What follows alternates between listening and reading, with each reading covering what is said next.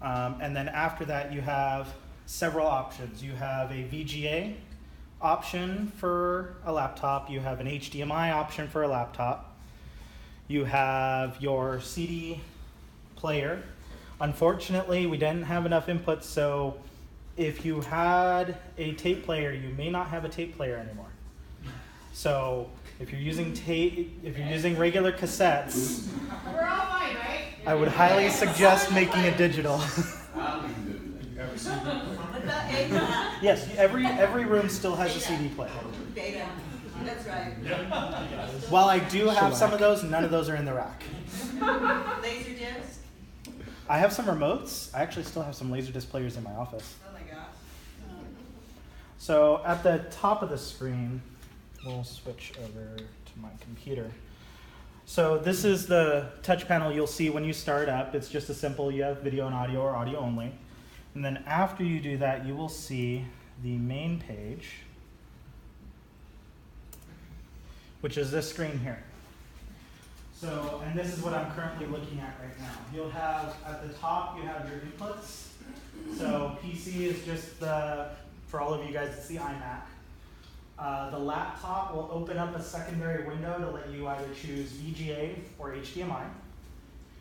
DVD VCR will not give you direct controls. You'll still use a remote controller. But I am going to integrate controls so you'd be able to control the DVD directly from the touch panel without needing the remote control in case someone loses it or battery dies.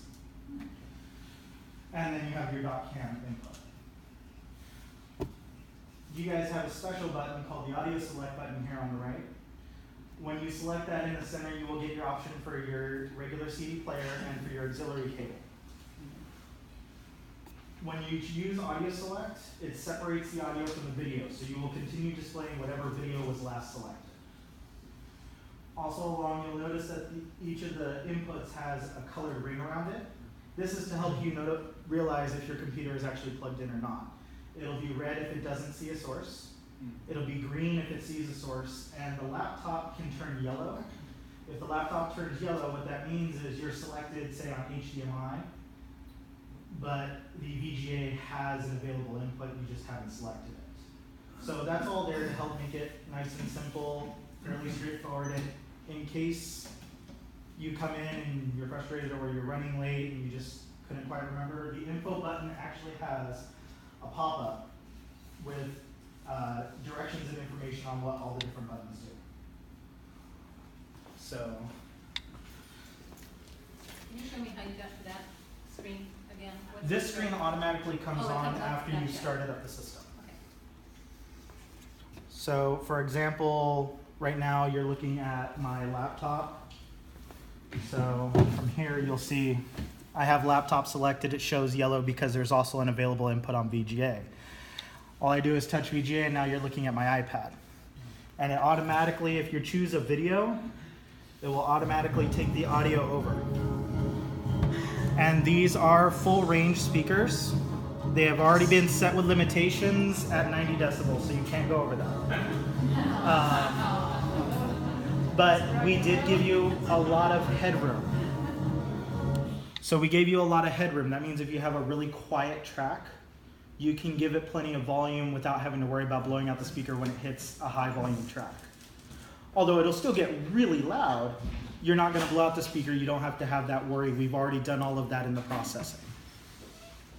Question. I didn't catch what you said about the VGA and the HDMI. That you pull the audio over?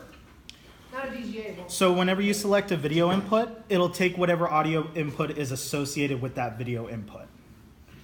So even if you were an audio select and we had my phone playing, for example, when you reselect or select a different video, it'll take whatever audio is associated with that video. Okay, but audio doesn't come through a HDMI, right? We have to have a separate.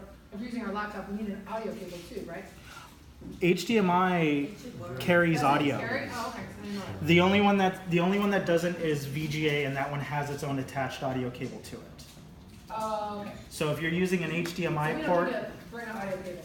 No. Okay. and even if for some reason something's happening, you can still plug the auxiliary cable into your computer and just select auxiliary from the audio select menu. Okay. So, and then you have your normal,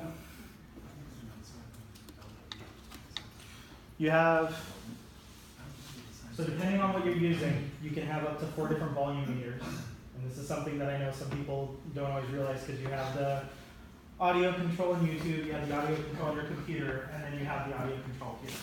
So just something to keep an eye out for. Sometimes people just go over it, but something to keep an eye out. This is your full range volume. It goes up and down. All 3 of the rooms produce great quality sound because these are very high spec speakers. And it is full stereo, so you're not stuck with the mono situation anymore. And that's my cell phone. Are there any questions at this point? Because this is pretty much the whole system. Did we, if these are new Macs,